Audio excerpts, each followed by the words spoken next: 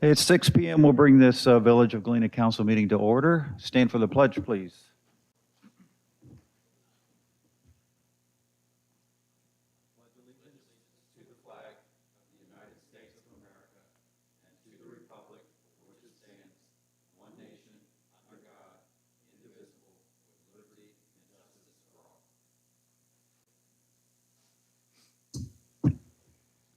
Michelle, if you could take a roll, please. Mike Fry is absent. Thank you. We have the minutes from January 28th. Do we have any questions about these minutes? If not, we have a motion to approve the minutes from January 28th. Do So moved. we have a second? I'll second. All in favor say aye. Aye. Opposed? Minutes are approved. Leanna doesn't look to be here tonight. I did want to just mention for Leanne, she had Okay. sent some items out. Something everybody might want to be aware of, there is going to be a community shred day for May 2nd. I'm sure we're going to get more information on this, but it's at the Delaware Public Health District, and it's from 9 to 11:30. So I'll have Lauren put this out on the website, because I think this is something that people might be interested in. Thank you, Michelle. Any public feedback tonight? Anybody like to come forward? No. All right, just for the mayor's report, I just want to mention that we do have a safety and security meeting scheduled for this coming Saturday morning, the 28th, 10 a.m. in Village Hall, and Pete will be leading that meeting on our behalf. So we look forward to that. I encourage people to come. That's all I have. Pete, do you have anything? No, just the same thing. Safety and security meeting will be this Saturday, 10 a.m. here. We're kind of looking for community engagement to get our mandate for what we're going to accomplish in 2026, and then talk about some of the projects we have in the works. Thank you, Pete. All right, administrative report, Mr. Marshall.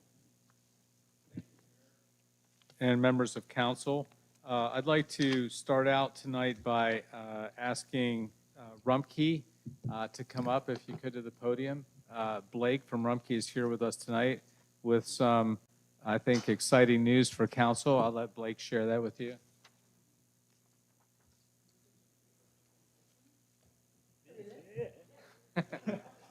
Good evening, everybody. At the last meeting, I was asked what would it look like for the village to move from biweekly recycling to weekly recycling. I got with our operations team. We ran some numbers. We found there's no real change to our financials to do it weekly. So part of the extension that we're proposing to the community would be increasing the recycling to weekly at no additional cost. Thank you for being curious. That would. No, the effect or the increase would go into effect at the start of the new contract, which, if it gets passed tonight, would be April 1st. I did just want to highlight, just so that everybody's aware, in the 3-year extension that we proposed, the current rate, or your current rate, would be held for an additional year. If I remember correctly, we negotiated that rate back in 2022 initially, so that'd be upwards of four years of rate held firm, and then for the final year 2 and year 3, there would be a 3% increase. So that would put you at year 2, 24.21, and then 24.94, which is still for comparative to Berkshire Township, which is at $24 even right now. It's still pretty in line with what they're paying, plus they're currently at every other week recycling, so you'd be getting that additional week.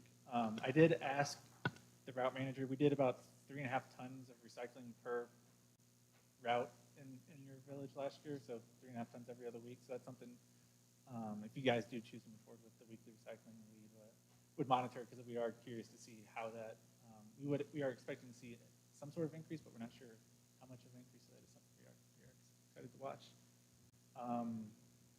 I guess while I'm here, are there any other questions?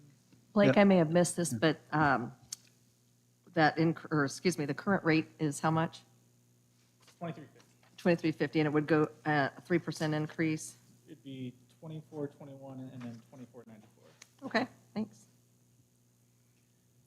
So Blake, just one clarification on the upgrade. Thank you very much, by the way, of the service. Is that, are you saying it starts April 1st? That's when Yes. that will start? Yes. Okay. So, Tom, if we could have somebody post that, it'd be great.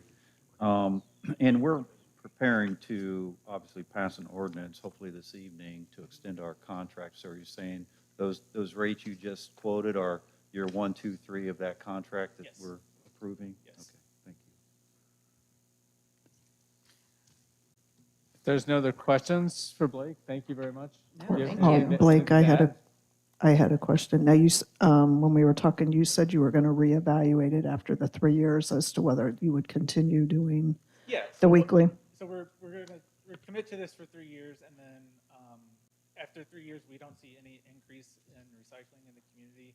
We'll come back. We'll have a conversation. Like, is this the best thing for the community? Is this the recycling market could look very different now in 3 compared to how it in 3 years compared to how it does now. So it's just something we'll monitor.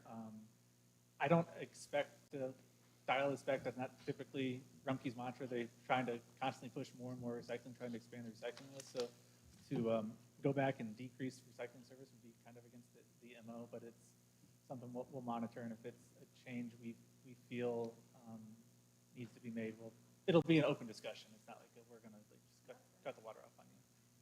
Based on the amount of Amazon trucks I see in my neighborhood, you guys should do just fine with recycling. Right. There's only one other community I can think of that we went from every other week to weekly recycling. And it was one of those things, it was, as soon as we did it, was how did we ever do it every other week? So you will find more recycling put in there the other week, I promise. I also just want to make mention, I just think it's really wonderful that you have senior rates in there. Yes. You know, that's a big plus. I just think it's a nice call out for our community to see that as well. I believe it's 62 and over. Call our customer service team. Present some form of ID. They'll get you set up with a senior discount. Yes, sir. All customer service? Yes. That should get communicated to the residents too. Let me call in and figure it out. Yeah. Blake, that's awesome. Anybody else? All right, Tom, anything else for you?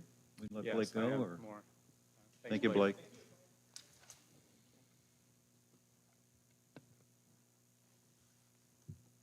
So that's good news about the recycling. I want to quick go through a few things. Personnel, as you know, we have hired Kevin Kohler as our maintenance lead and Patrick Shirey as our maintenance tech 3. These guys are fantastic. Patrick is so experienced and good. He worked for Preservation Parks for many, many years, and we're just really, really thankful to have him on board, and Kevin as well. Spent a lot of time with Kohler Builders running that. He knows what he's doing. He's also a Class 3 wastewater plant operator, which we really need that help right now. So I'm just so thankful for that. The personnel manual is still in its readings, and we are kind of using that as our basis, but tentatively. I just want to make you aware of that. One thing I'd like to get council's kind of buy-in on, I guess tonight, either in like an up or down, is that my understanding is that we should be moving forward with our health insurance initiative for our employees. And I think I've heard that, but we're at the point where it's going to get real here now. But we've done all our preliminary work, and to go further, we need to actually have to share our personal information with the insurance company. And so before our staff does all that, I just wanted to see where council was at with this idea. We do have some money budgeted for this year for health insurance, and I just wanted to see if we're heading in the right direction. I'll throw it to you. I think before we can answer that is, yeah, we need to know a little bit on the cost, Okay. what could be expected. Yeah, so Michelle, can you share what's been added to the budget this year for a tentative expected additional cost? I mean, that's adding to the budget, but what about the conversations, what about the conversations you've had? Oh, well, we're the conversations we've had right now are where we think we can get, we have a couple plans that have been proposed to us for around $800 a month for single coverage and around $1,600 a month for family coverage. Is that the employer's contribution? That's the total cost. Okay. So right now, we contribute $800 per employee.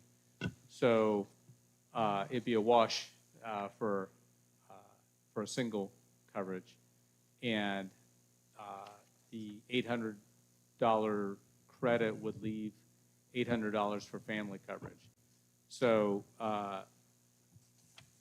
the insurance people have told us that typically the employer will pay more of a percentage of the family than 50, which is what that would look like if it was 800 and 1,600. So, the exact numbers, I think what we anticipated is that we would pick up another half of that or something like that, and that's how much money we put in the budget in addition to our stipend to cover family coverage for those employees that do have families.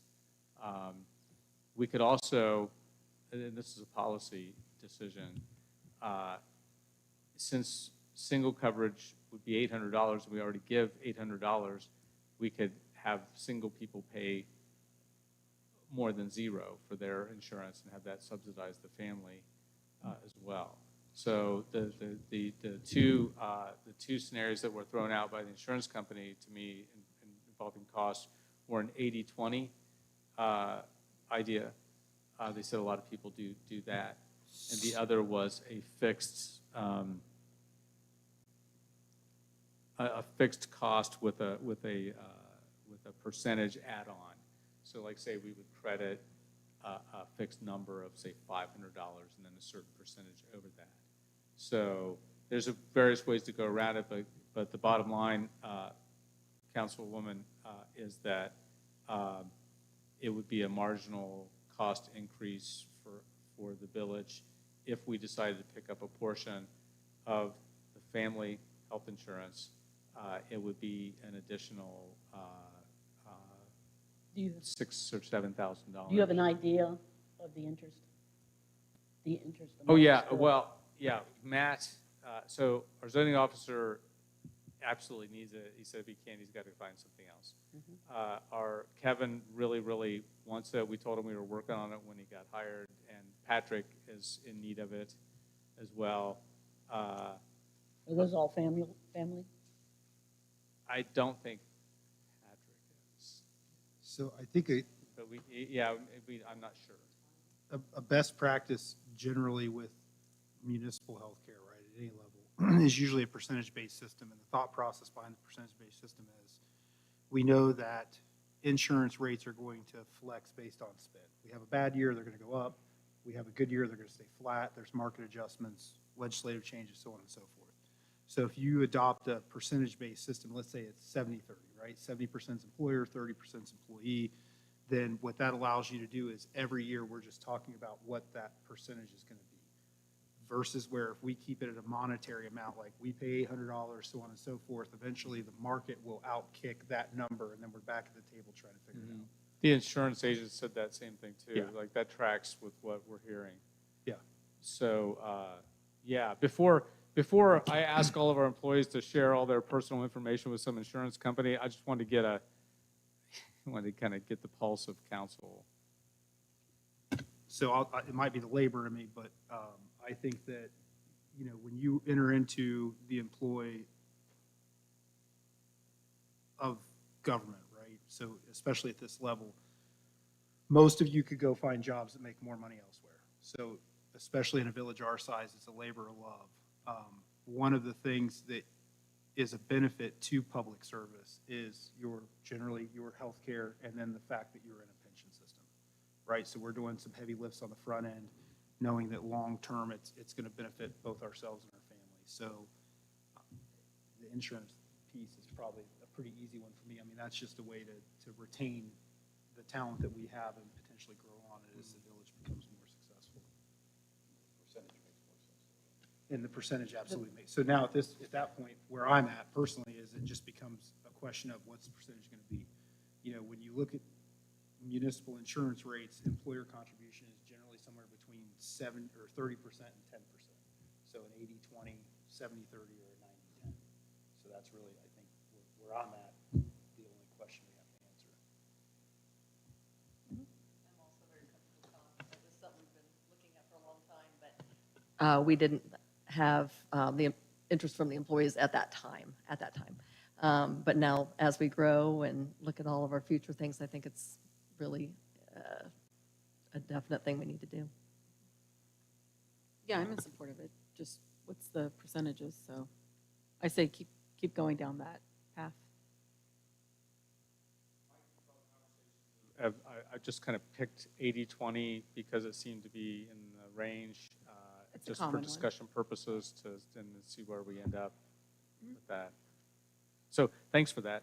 A few other things, projects. I won't give you a project update right now. In fact, is it okay if I email you a project update? Would that be okay for council? All right. And then the wastewater treatment plant, I'll email you an update on that as well. Another month of 0-0. When we say that in our business, it means there's nothing in the effluent. So I showed Kevin today, who's a wastewater plant operator. He said he'd never seen anything like that. He didn't know that you could have a wastewater plant that doesn't emit any pollution, but we do. And so there are some things going on over there. The plant's 7 years old already. Can you believe that? And so there's some maintenance stuff, right? There's pumps going out here and there, so we're trying to get a handle on that. And I'm ready to, we're actually going to bring a guy in to help us go through our I&C system, instrumentation control system. So anyhow, yeah, if you need anything, have any questions, please give me a call. I'd love to give a wastewater plant tour as well if anyone wants to go to the wastewater plant. Yeah. It's amazing. Thanks, everybody. You all done, Tom? Okay. You good? All right, Michelle? I'm just going to do short and sweet. Does anybody have any questions? If not, our next meeting is March 23rd. We did, maybe it's the right time, we'll go with the resolution. We'll talk about the last finance meeting. Okay. All right, we are moving to payment of invoices for February. Finance team, did you review the invoices? We did. Any issues? There were no issues. Nope. Okay, then do we have a motion to approve payment of invoices for February? Make a motion? Kathy, motion? Jillian will second. All right, all in favor, say aye. Aye. Opposed? The payment of invoices is passed. How about financial statements, finance team? Those look fine. Make a motion? I'll second. Jill? Jill, second. All in favor, say aye. Aye. Opposed? Kathy Yeah, motion, Jill Kathy second. first, Jill second. All right, you'll see the zoning officer's report in your packet. Let me just make a mention that last week, the zoning team on Wednesday did meet. We had an open hearing on the 42 West Columbus Street proposal, if you will. That did pass zoning Wednesday night with the contingency that engineering is not completed yet. So we passed it based on the concept diagram. Tom and Mark are working on the final engineering. That'll be done before council sees the final development plan, which you'll have an open meeting, open hearing in March, just to let you know that that is progressing. Any questions about that? All right, moving on. All right. Into resolution number 2026-01, our second reading. The resolution approving the permanent appropriation budget for the Village of Galena for calendar year 2026. Finance team met on this budget again last week. I don't know if you want to talk about that at all. Yeah. The only thing that we added is we added a unforeseen amount.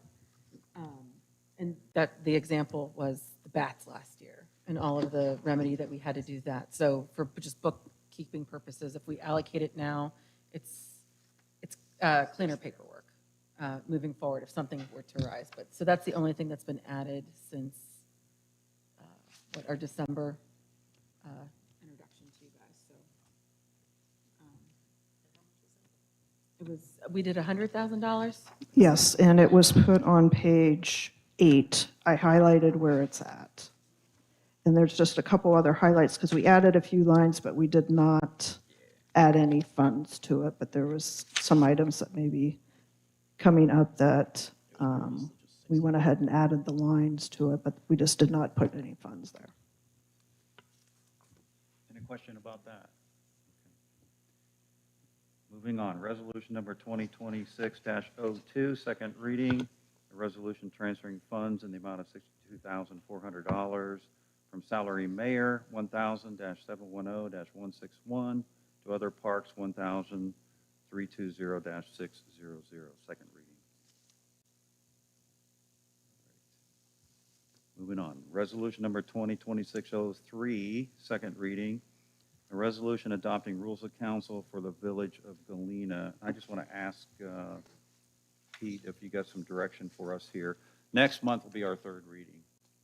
You in your packet are the suggested amendments to rules of council that I've proposed, but I know other folks probably have some thoughts and ideas. You should get your cards and letters in to Pete on those. My proposal would be that, Pete, if you could get those in the next couple of weeks, what we can do is we can bring a red line version of the rules to the March meeting and just go one by one and motion on each one and discuss each one, if that makes sense. Okay.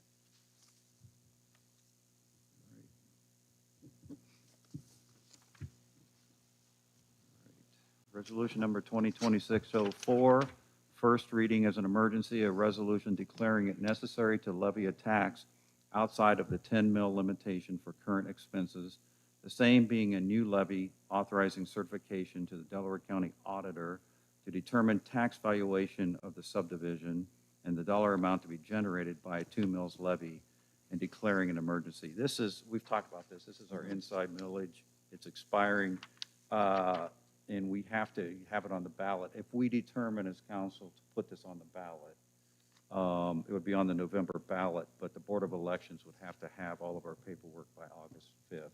So what this does, this resolution does, it allows us to go to the county and to even understand what the value of that is to the village. So once we have that value, we can determine if it's something we want to move forward with or not. So I'd like to pass it as an emergency tonight. So do we have a motion to suspend the rules? So we can get it to the county to get the number. But This is just to get a physical accounting of what the value of the levy is to us, and that number will come to us. This is not the resolution to pass, Okay. put it on the ballot. that's fine. This is just to understand what the value of it is. Okay. Makes sense? Do I have that right, Michelle? Okay. So moved. Jill moved. Have a second? I'll second, Jillian. Michelle, when you're ready. Kathy, Yes. Pete, Yes. Jillian, Yes. Zach, Yes. Joe. Yes. All right, resolution number 2026-04. Do we have a motion to approve?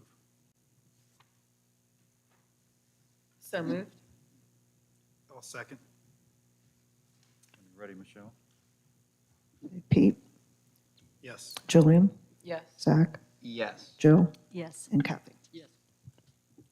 All right, Blake is still here, and we're on our second reading here for ordinance number 2026-01. We're going to read this as an emergency, an ordinance extending a certain solid waste and disposal contract of Rumpke of Ohio, Inc., declaring an emergency. This contract expires in March.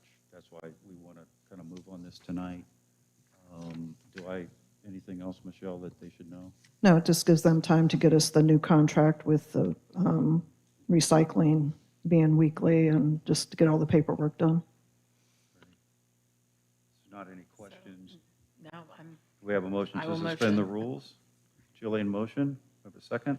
I'll second. You ready, Michelle? Okay, Jillian, yes. Zach, Yes. Joe, Yes. Kathy, Yes. Pete. Yes. Do we We have a motion to approve ordinance number 2026-01. All motion? I'll second. Ready, I'm Michelle? sorry, who was first? Jillian. Jillian's Jillian. first. Okay. Zach second. Okay, we've got Zach, Yes. Jill, Yes. Kathy, Yes. Pete, Yes. Jillian. Yes. Ordinance passes. Congratulations, Blake. And thank you.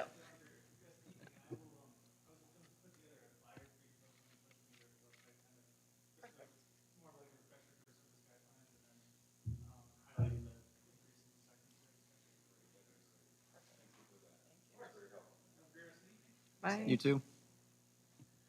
All right, ordinance number 2026-02, second reading, an ordinance regulating parking on municipal land and supplementing Chapter 76 of Ohio Basic Code. I would just point you to the map that was put in your packet. And the outlined areas are the areas we're talking about. It's kind of a phase one thing to start to address parking in the village. And currently, this ordinance really only covers the village-owned land and properties at this point, just so you know. That's what we're heading for here. Any questions for Tom on that? Or Tom, do you have any comments? I've got one. So on the corner of Dustin Road, right before the bridge, there's a little like alcove parking lot before it gets onto the trail. Is that village owned or is that owned by Isn't Columbus? that Columbus? I believe that's Columbus. We can validate that, though. Okay. Because if that is owned by Galena, we might want to add that. Yeah, my understanding is it is not owned by Galena, but I will double check that. It's always something going on over there, so it's a good point. Yeah. I think that's in the easement for Columbus. But yeah. Okay. Yeah, Columbus always has their trucks parked there. Okay, trying to look at the map and put it all together. What about the spaces that are right in front of Son of Thurman's where there's residents? I'm trying to see where it's at here. Down. Kathy, I was thinking the Those- same question. Yeah, those are not village-owned, those are public spaces. So this ordinance is just village-owned property, so like the cemetery, the parks, the public parking spaces, we would like to tackle that next. So Ken and I talked about it, thought it'd be better to just break it up into first public or village-owned spaces, and then secondly, public spaces. So this ordinance doesn't affect the spots in front of Son of Thurman. Yeah, I think there'd be some issues in Karen and Chris where they park their car. Those will all be issues, so we have to be very careful For sure. when we look at Yeah. that. So do we really think we have to put this in place? I mean, layman's term, what's it hurting us? So Ken thought we should get an ordinance in place to authorize the village if we had to take enforcement action, and it's been kind of close a few times here over the last year. In fact, we talked to the sheriff about a particular issue, and the sheriff said, well, if you don't have a clear ordinance and it's not in the Ohio Basic Code, there's really nothing we can do. So we just wanted to make sure that we gave ourselves that authorization for the future as well. If there's a problem, this will authorize the village to put up signage in our public areas. Well, no, I was riding down Harrison, and you could see at that turnoff, little loop up high, across from where we just did Harrison Street. You could tell the car that was parked there has been there for a while because there was snow all on it. It looks as if they made it their parking space. I don't know, but I think we have to consider what is it hurting us to do it. So should we really do it? Well, it's up to you. I'll do whatever the will of the council is.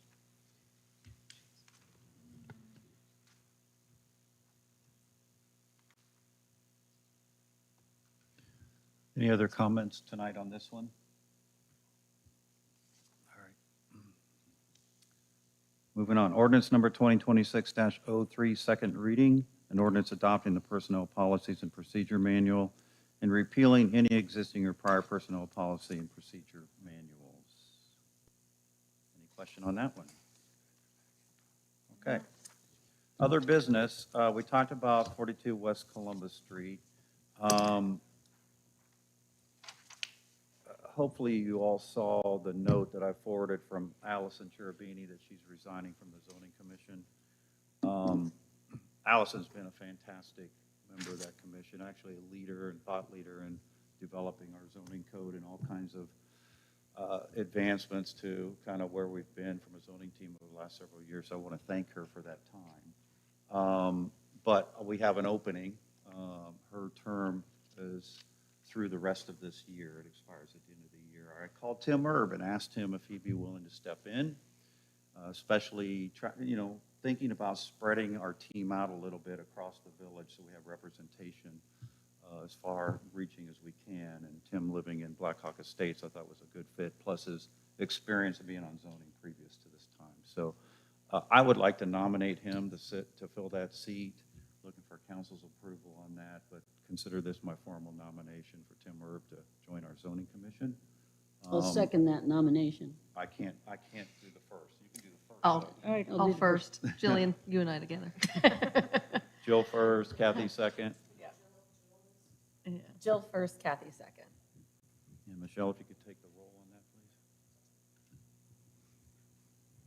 please. Okay, Jill, Yes. Zach, Yes. Jillian, Yes. Pete, Yes. Kathy. Yes. Thank you, Tim. Congratulations, sir. All right, do we want to talk about 17, I'm going to leave this to you. The Red House, you had a chance to poll people, or you want to wait till next one? No, I mean, we can, I would say push forward with it. I think where we left the conversation last month is really there's only two options for that parcel. So it's sell it or it's tear it down. So that makes it easy for which camp you're at. If you want to see a perfectly good house get torn down and sit vacant for however long, I guess that's what camp you're in. If you want to sell the parcel, and have it go to for lack of better terminology, a good home, I think that's where we are. So it's the opportunity that if we sell that parcel, you have the opportunity to pay off the balance of the loan that the village is in right now. I'm of the stance that we shouldn't be a holding company. That's not really our job. So it either needs to be sold back for private use or we hold on to the land and use it for whatever. So in stating that we have no intention of fixing it up and renting it out ourselves, I think that becomes I very don't- problematic for us. just throwing it on the Yeah, table. yeah, I think that opens us up to a bunch of potential liability. I spoke to somebody, and I probably not name names at this point, but who may be interested in buying it and moving it. And if we sold it, we could probably put a caveat in there to be moved only. And, if they buy it, they have to move it. And I'm just curious if I'd like to talk to Ken maybe a little bit, or Chip, I'm sorry, that potentially from a real estate perspective, can we identify that in any kind of sale that they move it? Because it's not terribly costly to move. And they would still hold the land? that No, we no, sold no. it with? No, they would just buy the house, and then the land would be ours. So I think that would be, That's what you're the you- attorney, but I think that'd be subject to the contract where ownership of said land defaults back to the seller. Right. Because you're selling the house at that point, right? I don't see why, Right. I don't see why the village can't just sell the structure Right. and retain the land. I mean, if there's somebody that wants to buy the structure, It just may be something worthy of putting out there for a while. If that just doesn't go, we fall back to renegotiating this, but there was some substantial interest. I mean, that's the win-win for the village. Like, don't get me wrong. I don't want to see a perfectly good house, especially one that potentially has intrinsic or historical value to the community, just torn down. I also know that the worst thing that you can do specifically for a house, right, not a commercial building, but a house, is leave it sit vacant. It has to breathe, it has to be used, it has to be maintained. So, I think the best thing to do is, if that could come If to that's fruition, a real that's like the solution. win-win. Jill, what's your opinion? I would say the I best. would not be representing them, by the way. I just want to make that really clear. I'm asking for some expertise here a little bit. So when I go through that house, I think the best part of that house is the foundation, is the basement. It's kind of like up to a the person who vault buys down it. there. Kind of a. the Right, and that's person- not going to go with any house that gets moved. No, no. So that Right. would just be filled in. Yeah. Can I ask a question? What do you think, how much could we get out of that house for it to be moved? Yeah, I don't know yet. I'd have to look at those, at the comps and the records and stuff. I'd hate to put any number out there. Where the heck would you move it to? Where's there land to put it? That's whoever buys the Well, house. again, that's not our problem. That's who's ever going to I don't buy mean it. to be crass, but Move it to your No, house. absolutely. Mm-hmm. And again, what we've talked about is the layout so that the village still owns some property along the side, if it would be a cell, and then the property in the back is the village. yeah, I mean, my initial concern with, selling the property with the home on it was what potential litigation does that open us up? Let's say if that ends up becoming a second maintenance facility, right? And there's snow plows coming in and out. We all know that you sign a contract on the front end saying, hey, by the way, this is owned by the village and could be used for anything at any point. And then when that comes to fruition, all of a sudden, we're like, well, hold on. We didn't sign up for all that. But, the real estate laws in the state of Ohio, if it's written correctly, that's not a huge concern of mine anymore. I just don't want something of value that a family could live in, or the opportunity for a small business owner to purchase and use to sit vacant and potentially ultimately become a liability, right? If that's a vacant structure, somebody goes in it, they get hurt, we're on the hook for that. So we kind of have to control what we can control. You've got the yellow tape on the barn back there, too. I wouldn't see why the barn couldn't come down, but that's, We okayed demolishing that barn last year. So I don't know why, we can do that. yeah, In the budget last year. what was or Well, wasn't. unforeseen this year. There you go. I know that mean- the fire department didn't want it, but, Yeah. it would be nice. But we for us- okayed taking that barn down because there was Okay. somebody squatting in there last year. Yeah, we cleaned it all out and got Yeah. the junk out of it and secured it and during that period. And then there was discussion about selling it, and then there was some mention that maybe the new seller would want the barn, and so we didn't do anything. But yeah, we'll do whatever you all decide. I don't know how you can decide unless you know, but if somebody wants to move it. I mean, well, the first step is it has to be listed for sale. So I- I think that's step number one. So I think yeah, we can move forward with it. The question that we just have to ask ourselves is tear it down or sell it, right? At first, I was concerned with, potential litigation and liability of having a governmental facility behind a residential structure. So a lot of those questions have been answered for me. So now it's sell it or tear it down. I'm of the camp that if we can generate revenue to pay off the loan that we're already in by selling the parcel, then sell it. And then ultimately, if the buyer wants to move the house and the contract's written in a fashion where that land defaults back to the village, it's a win-win. So you accomplish what you wanted to do. That house is going to go to good use, right? It's not just going to be torn down and filled in. And then it opens up potential frontage for an entrance for the village when we decide what or if anything goes on that property. So, Michelle, question for you. We have a loan still on this building, correct? Yes, on this Do building. we have a loan on the red house? No. Didn't think so. Do you know what the I interest thought I rate is? remember in the council meetings that, yeah, we paid it out. of Yes, cash. we paid it in Do cash. you know So off when the, you guys were talking loan, it's like, wait a minute, guys. What was your do question? you know off the top of your head what the interest rate is on this loan? No, Okay. Well, that would be the loan. no, it's to pay not. off. I'm thinking 4.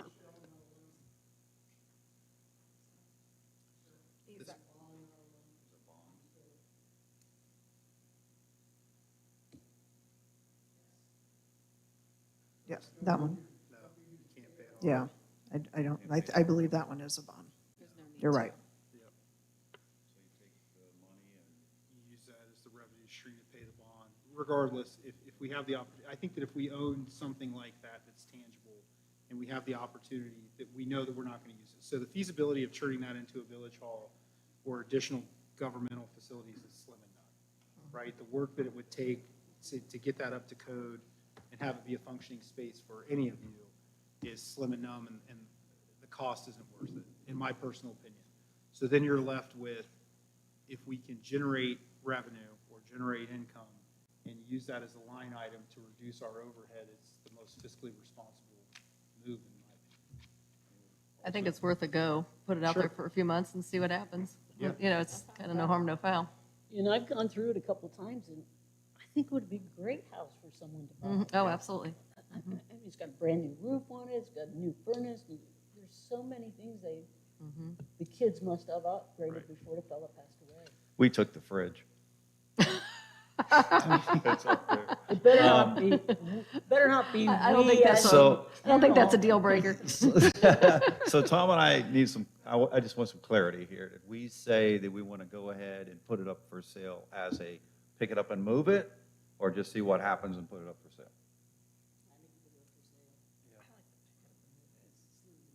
I will Well, not let's support let us Pete selling get us the to an land answer. underneath that house.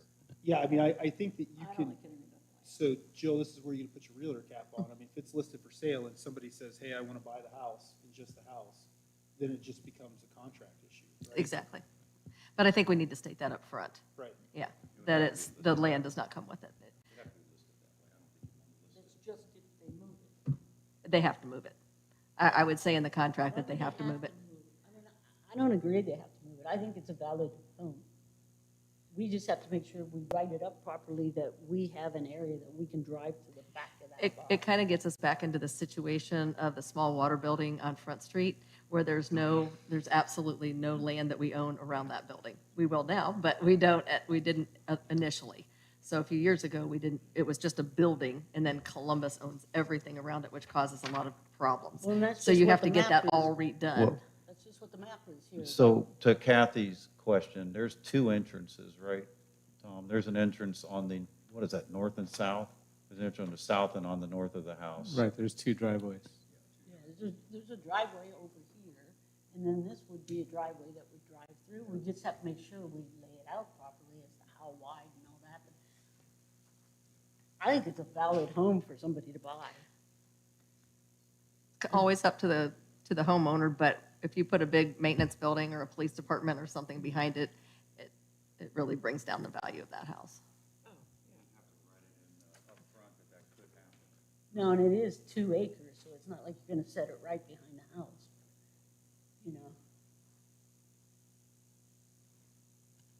All good discussion. Yeah. Yeah, all good discussion. Put in the contract that they know what they're buying.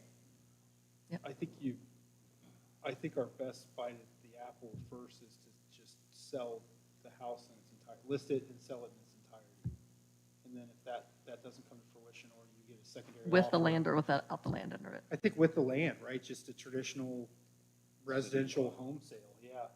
Could we zone it commercial? That's And what I then was we don't just have to- thinking. We don't have to worry about residential? I think, What would go behind there? I was just thinking that too, Jillian. Just a thought. we It's can gonna ask zoning. Tim, can we zone that? Well, I'm just thinking those type of homes, I've seen a lot of them turn into nice shops and businesses. Or, So, and there's great parking there. I don't know, I'm just You know thinking what, outside that's- the box, like, could it be wouldn't be rezoned as much commercial? But then we don't have to worry about down the line what goes behind there as far as what We the could- village needs. and we could create parking there. I mean, we could allow for, if, again, we're back to the contract. If that was a commercial building, we could create on that parcel additional parking. That's us, that'd be up to us.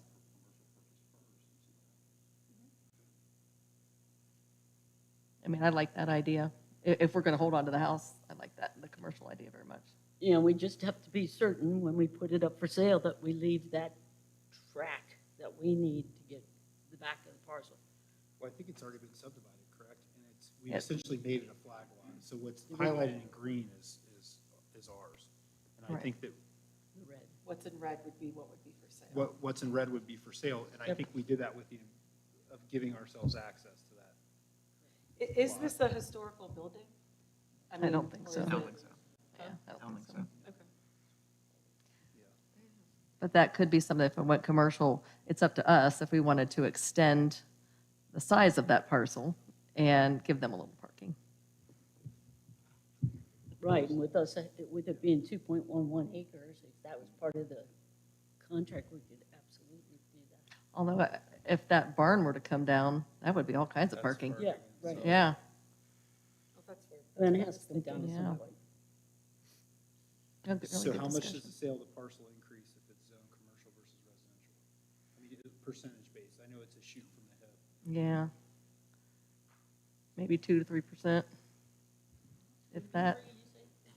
Yeah, I don't even know that, you know, tying it up and bringing it back before zoning is worth 2 or 3%. I mean, and when you look at it honestly, you have the opportunity to where it doesn't happen a lot. In our position, you're essentially recruiting a new family to Galena with something that we own, right? I mean, that's, on the face of it, there's some intrinsic value there. I just think about what could go behind it. Yeah. And if I was that Yeah. homeowner, that would be upsetting, because it's hard enough to find affordable housing in Galena, to be honest. So if you're a new home, or a new homeowner and you're buying that, you're gonna put, you know, years of renovations and stuff into it, and then we slap a police station, because the village is gonna need it the way we're growing. That really sticks for that So homeowner. making it commercial and allowing parking in the back, like where the barn is, that just makes it easier for all of us to Right. sell it, I think. It has to go commercial, though. If I could add something, there have been some just tire kicking inquiries for development of the farm. People have mentioned that next door. And so I would say, like, down the road, it's probably some probability that that will all be developed. You look at the property on the other side of this lot, there's land there as well. So, I mean, that could all end up being a PRD at some point as well. So, and if we want to mosaically kind of rezone it, I guess you could always rezone it back if you wanted to at that point, so. But why don't we just think about it more? We've kind of narrowed it down to a couple more finite ideas, right? So, We could have our next council meeting there. We know Michelle has hers for sale, and it's gonna be residential, it's gonna be commercial, and so she's a good one to ask. How's the value different on it? Michelle Parsons. She has her property, and it could go residential or it could go commercial. So I'll have to ask her. It just seems to me like commercial should bring in more money than 1 or 2 or 3%. Does anybody in the audience want to speak?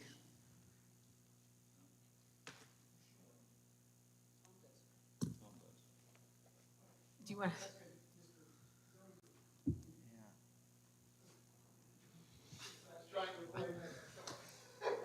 Name and address, please.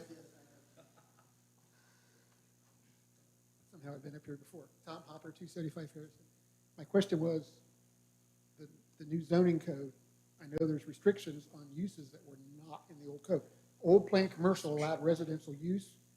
The last time it was thrown at me, the new code will not allow residential use in a plain commercial district. Because that issue came up on Arrowhead Golf Course. So,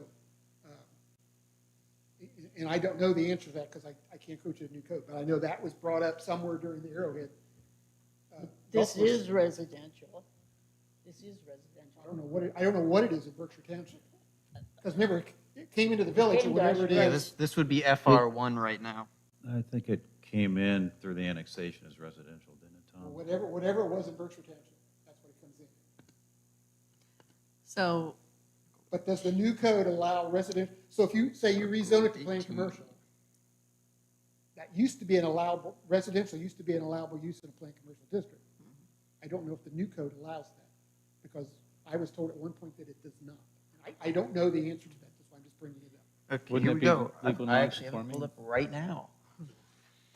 Okay, Article 18.03, permitted uses. Commercial and office establishments of all types. Community facilities such as libraries, office, or educational facilities. Commercial establishments normally associated with and intended to serve the traveling public. Hospitals and medical facilities. Dental and optical labor. Kindergarten and childcare. Other commercial ventures not provided by this or other sections. Wholesale business. Dog kennels or cateries. Or temporary structures such as mobile homes and temporary buildings of a non-residential character. So as of right now, a standard single-family residence would not be listed as a That- permitted right, use. That's what's been brought to me. So if you zone it to commercial, then you're stuck with it. It will be commercial or will not be a house. That's all I'm saying, because there was discussion about making it commercial. So it's one or the other. It's not. Well, so that's what I was thinking, is that it would go commercial and it'd become a business. Correct, but you do not, So- if someone came and wanted to buy it as a house, you don't have that option if you rezone it. Right. Because Yeah. 18.05, There's a discussion about either or, and it's not an either or if you rezone it. so Right. 18.05 prohibited uses, section A, no use not specified by the express terms of this article of the zoning ordinance shall be permitted. So it is not specified, which means it would not be permitted. I guess I don't know why we wouldn't, So that, yes, we're zoned, since it's zoned residential, listed as residential, and then if we were approached by somebody, like, let's say somebody wanted to make it into a dental office, then they go through the zoning process. But since you guys were talking about pre-zoning it, Right. if you pre-zone it, you lock out anybody from using it as a residential property. And see, this was always something, because our old house was plain commercial, and it always could be commercial or residential, and we lived in it. But see, now this, the new zoning changes. With the allure of the, I mean, I guess where I'm at, you know, commercial versus residential, with the allure of the community and then our school districts, it's a great fixer. I mean, it is. It's a great fixer upper. It has good bones. It's a pretty house. Sure.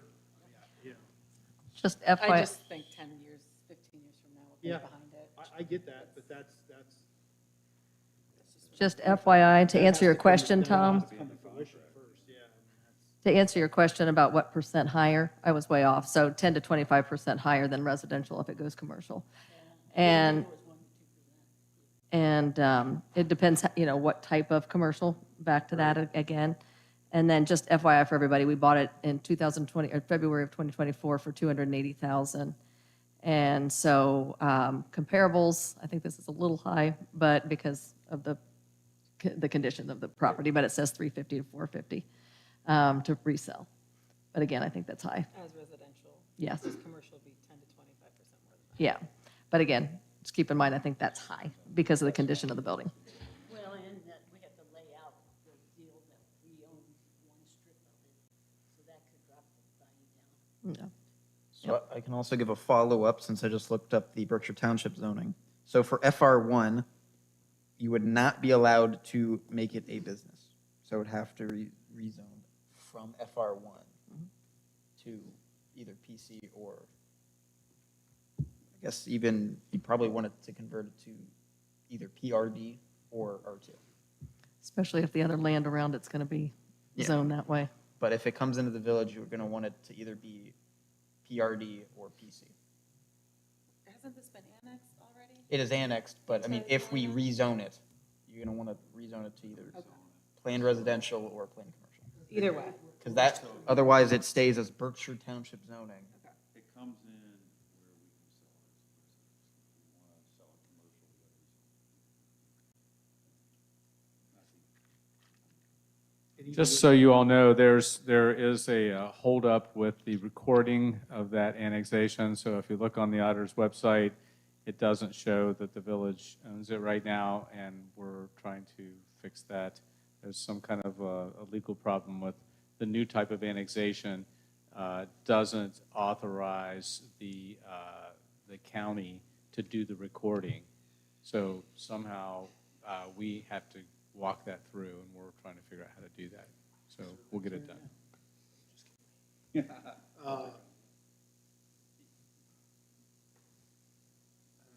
You know, I guess like even the commercial, going the commercial route, number one, we lock ourselves in to such a narrow market, right? Especially given its geographic location. So if you have a house on the square, you know, maybe you could entertain it because it becomes an eye doctor or a dentist office or an insurance agency, you know, like or similar purchases that we've seen with the village. I think that when you look at that house and its location, you think residential. Like, I would never buy that turn into a restaurant, right? You'd never what? I'd never buy that, turn it into a resident. Oh, right, no. You know, even if I were a dentist office with parking and location, I don't know, I'm almost at the point where I think you just list it residential and see what happens. I just think it's really interesting because if there is prospects for planned multi-use around on either side of it, that'll change that whole story. Yeah. Yeah, I guess. Because to me, it's going to go commercial, because if we put a police station on it, that'll go commercial. That land will go commercial. Is that correct? I mean, if, like, you know, and we're talking huge ifs. Like, Yes, we are. I'll rip the Band-Aid off right now and say that as we currently sit, with the revenue streams that we have coming in, I have no interest in ever starting a village police department. Sure. None. We couldn't afford it. It would But, probably. but even if it wasn't a police department, we're just kind of throwing that out as a placeholder, but for anything, Yeah. a larger maintenance facility, whatever it may be. It's just we are so limited on our land in the Yeah. village that I think we probably should do our best to hold on to whatever we can. Long-term, you know, like if I'm still here, the best use of that property would probably be an administrative building and potentially a park, right? Like that's kind of where my head's at with it, because we put ourselves in a position with the maintenance facility we currently have, it's gonna take some time to outgrow that, like a long time to outgrow that. That was built, that building. There is space to expand that too, Councilman, if you need to. So that I'm only one member of council, but when I look at that parcel, I see, you know, some type of administrative office and probably a park before I see, yeah, anything intense. I mean, that's always a potential, right? Like, but it would be a sweetheart deal. Like the Delaware County Sheriff's Office have to approach us and say, hey, you have land, we want to put a substation on it, great. How much are you going to give me to finish the corresponding administrative building? Like, that's going to be a very intense negotiation. And one that, given the current state of the Sheriff's Office in Delaware County in its entirety, I don't know would even come to fruition. Because they have no intentions of putting any other substations throughout the county. That's real talk when we're looking at this kind of high level. But we do have the opportunity to set up a revenue stream to pay off some of the debt that we've incurred, right? And also potentially have another family in our community. That's where my head's at.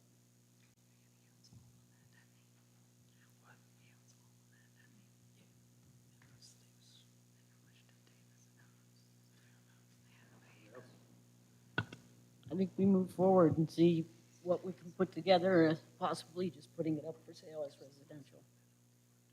With all the things that we know outlined, you know, and see if we get any bites.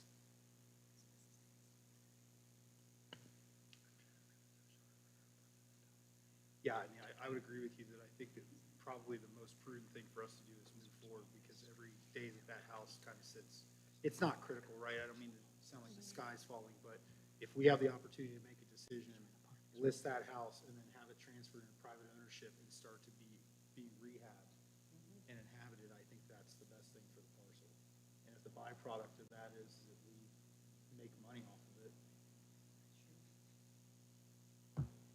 So to do that, would that be Tom reaching out, like from a realtor standpoint?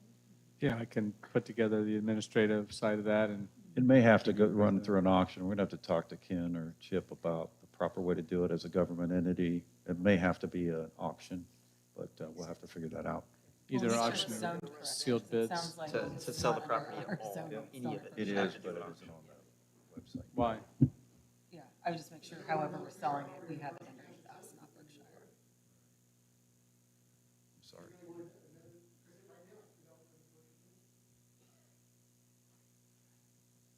Wouldn't that translate to FR1? Yes. Which, no. Because any zoning district that's not currently in our zoning code is subject to what the point of origin would be. So FR1 is a Berkshire Township origin zoned parcel. So if they update FR1, it'll be based on whatever their FR1 is. Okay, And we don't want that. let's do this. It's up to us to figure out how to execute it, Yes. right? If you give us the direction, we'll go figure out how to execute it properly. We'll work with weekend and get that done. The property next to that, Davis, about 35 acres. Yep, the Davis Farm. The one with the exploding barn.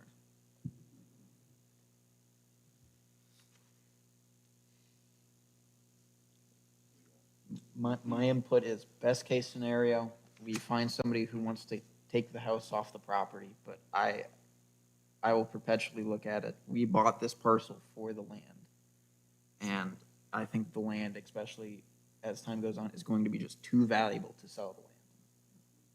So plus the 85 feet of frontage gives us a lot of options to do with entry points or the inevitable trail connector that's going to go in there, any type of driveways we put, any maintenance or whatever facilities, because that was the initial thing that I proposed when we got this, was for it to be the maintenance facility, which we made the interim one at the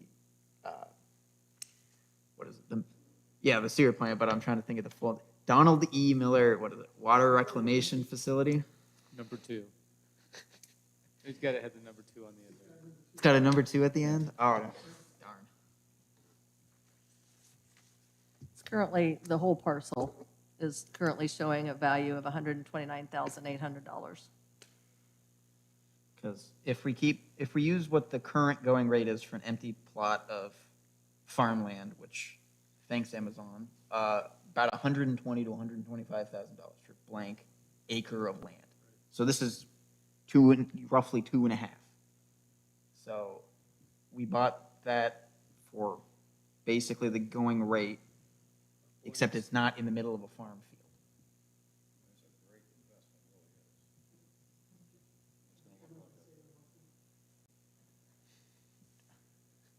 I've got something.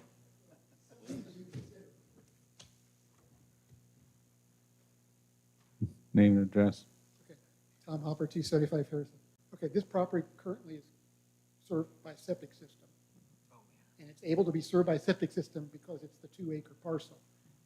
Before you can split this off and sell it, you have to get health department approval. You'd have to rezone it to Galena zoning, then arrange to get a central sewer hookup before you could ever sell the property, because it will not be allowed to be sold as it currently sits. So arrangements have been made. We have a quote for installing a grinder pump and a sewer line down to the gravity sewer. And my understanding is that it doesn't have to be rezoned to hook it to city sewer. But I may be wrong on That would be correct, but you're going to have to rezone it before you can split the parcel, because that. I'm just saying it's not related to sewer. Like, we don't have to rezone it for sewer service. but to make the parcel available so that you can hook it to, well, you can hook the whole parcel to the sewer system, you are correct. But to split off the parcel, you have to rezone it, because the parcel that you're trying to save does not follow either FR1 in Berkshire or FR1 in Galena. So you have, all these things are unfortunately take time. So you're talking multiple months before you can actually list it. So I'm just pointing, I'm not saying you can't do it, it's just you have to know there's a process to get there. An annoyingly time-consuming process. Unfortunately, yes, unfortunately, annoyingly time-consuming. I mean, it's just unfortunate. Have you found that you have to do that before you can list it? Pardon? Have you found that you've had to do that before listing? I have not found that you have to do that before listing it. It would be a condition of, Well, you can list it, but then who wants to buy it and wait before they get, especially if they're doing it as a house? if they're doing it To for a wait house. for a rezoning, a lot split, and a central sewer connection. As well as have whatever development plan they go through that whole development plan process, go through all of Right. So you're, you know, or you're all of looking zoning at, and then all you're of looking council. at another 90-day procedure anyway? Minimum. Well, I'm just saying, I mean, you know, and I'm not saying somebody wouldn't want to do that, but It's a lot. It's a lot. And then, does the village eat the sewer tap fee, or does the person buying it pay the sewer tap fee? That's just a thing to work out, but that's not an insubstantial amount of money. So And we can work out the Yeah, process. some of those are details, but Well, I mean, if we know where our North Star is, where we're headed, whether, Yes. what the answer is, we can then work out the details. yes. Yeah, that's what yeah, there's a lot of details to work out. right? That's all I have. Thank you, Tom. All right, Tom, a lot of details to work out. Yes, there are a lot of details to work out. So I guess we go back all right, I'm to, getting do we want to tired. keep it? Do we want to sell it? Right? Yeah, I guess my recommendation would be to task them with seeing what the details in the lift would be to list it for sale. And then once armed with all that information, make a determination. That sound fair? I'm sorry, I didn't quite hear all that. Sorry. I just didn't hear what Pete said. Yeah, my thought would be to task Tom with finding out all the details of what the lift is going to be to sell this, and then bring it to the next council meeting and then make a decision. So, I can work with that. I'm good with that. Could we weigh selling it residential or commercial, just so we have a full picture? I'll include that in my analysis. I mean, I'm seriously just curious, I mean. Makes sense, yeah, for sure. Now, there are some details and yeah, so I can get it done. I can get you some information next meeting. and for clarification, I'm a flip of the coin either way. I mean, commercial, residential, keep it for the village in its entirety. Like I said last month, we're not making more land. So there's value in that. You know, the biggest driving thing for me was insulating ourselves from further liability. So liability of continuing to own a structure that's unoccupied and everything that comes with that, and then also with the land usage behind it eventually. Jillian makes a really great point, is that you sell it, you have somebody very likely, I shouldn't say very likely, you have a person who come in would have the opportunity to level it and build something else. 100%, yeah, absolutely. So that, which would, again, make us think, do you want something residential there? Or Sure. do you want something commercial there? Right, yeah.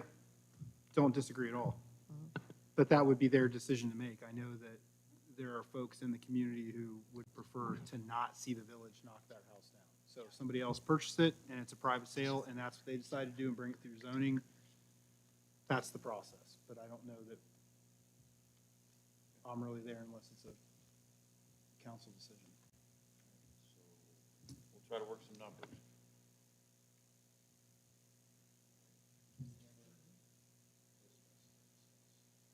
Are we talking any more about 42? Are we talking any more about 42 West Columbus Street? Okay. Just making sure. Open hearing next month on that. I can just update everybody really quick. I've been helping Kathy with the Easter egg hunt. So Grace Church is not able to help us this year. That's the facility that we've used the past 3 years, so we're combining it into the Big Walnut Civic Easter egg hunt, which will be March 28th. Location still TBD because the school district doesn't want us using their land anymore in property for the Easter egg hunt. So more to come, but it'll be on March 28th, just so everyone knows. Okay.